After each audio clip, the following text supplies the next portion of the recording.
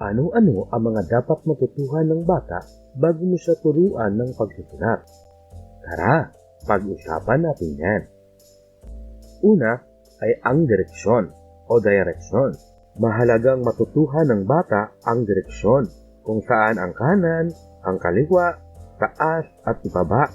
Ito'y magiging giya niya sa pagsusulat at maging sa pagbabasa. Pangalawa, comparing. Mahalaga ring matutunan niya ang pagkukumpara kung ano ang maliit sa malaki. Pangatlo, recognizing differences o yung pagkakaiba. Alin kaya sa tatlong mansanas na ito ang naiiba?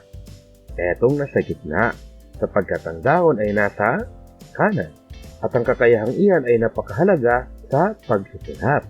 Ika-apat, following direction. Napakahalaga ring matutunan ng bata kung paano sumunod sa mga direksyon. Kung ano ang unang step, pangalawang step, at pangatlong step. Ito'y napakahalagang kakayahan upang madali niyang masundan ang mga instructions at direction kung paano ang wastong pagsusulat. Number 5. Fine motor skills.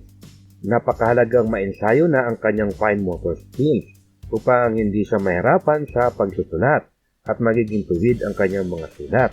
Magagawa natin ito sa iba't ibang paraan sa pamamagitan nga ng mga manipulative things o mga manipulation activities tulad nga ng pagsusulat at paghahawak ng mga maliliit na bagay. Ika-6, literacy. Napakahalagang marunong na siyang kuminala ng mga letra at numero sapagkat ito'y tutulong sa kanya upang mas mapadali ang kanyang pagsusulat. Ika-7, matutunan niya ang basic strokes.